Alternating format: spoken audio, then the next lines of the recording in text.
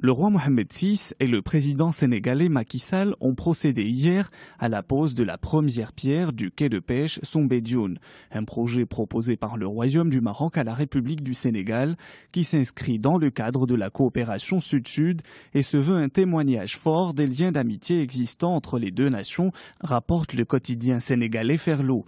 Cette initiative confirme aussi l'exemplarité de la coopération bilatérale mise en évidence à l'occasion de la visite de travail et d'amitié que le roi Mohamed VI effectue au Sénégal, conclut le journal. Rabat et Paris dessinent les contours d'un partenariat stratégique sans cesse renouvelé. Abdelillah Ben Kiran est attendu ce jeudi en France, au Quai d'Orsay comme à Matignon et à Bercy. L'ambition de renforcer davantage le partenariat entre le Maroc et la France est clairement affichée, constate Le Matin. Après une année de turbulence, la convergence de vues est de mise sur tous les plans. Lors de cette rencontre, une vingtaine de conventions seront signées, lit-on dans l'Économiste. On apprend aussi que les deux pays adopteront un nouveau mode opératoire contre le terrorisme. Le Maroc, un pays à l'économie dynamique, entre réformes, instabilité de l'environnement international et évolution erratique des conditions climatiques. Le Maroc est en mutation continue, écrit aujourd'hui Le Maroc. Une situation qui fait du Royaume un vaste chantier de réformes, entraînant des mutations structurelles et un dynamisme remarquable de l'activité économique du pays.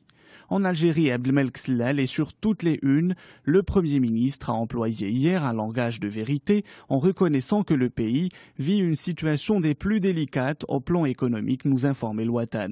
En présence des nouveaux ministres de l'énergie et des finances ainsi que du nouveau PDG de Sonatrach, Sellal a indiqué que les réserves de change ne dépasseront pas les 38 milliards de dollars en 2019. Le Premier ministre, qui invite Sonatrach à accroître la production d'hydrocarbures, indiquera par ailleurs que la loi de finances complémentaire pour 2015 prévoit plusieurs mesures en faveur des investisseurs et producteurs, rapporte Le Soir d'Algérie. Parmi ces mesures, moins d'impôts pour les entreprises, peut-on lire en une de Liberté. L'une des principales dispositions de la loi de finances complémentaire qui sera prête fin juillet est la baisse de l'impôt sur la taxe d'activité professionnelle et la révision de l'impôt sur le bénéfice des sociétés au profit des investisseurs dans les secteurs productifs.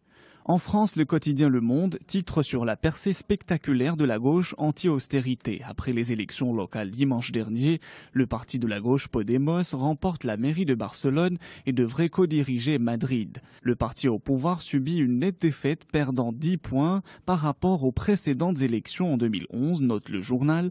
Les bons scores obtenus par Podemos et les centristes ébranlent le bipartisme en place depuis 30 ans. Deux indignés aux portes de Madrid et Barcelone, titre Le Parisien.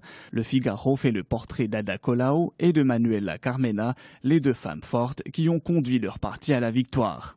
Libération s'intéresse au débat sur l'effondrement au travail ou le burn-out. Un sujet sur la table à l'occasion du projet de loi sur le dialogue social en France. Plusieurs voix appellent à reconnaître ce mal du siècle comme une maladie professionnelle. Les entreprises doivent aussi assumer. Un dossier à lire dans Libération.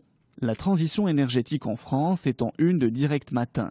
Les députés vont se prononcer cet après-midi sur une batterie de mesures visant à respecter l'environnement dans la vie de tous les jours.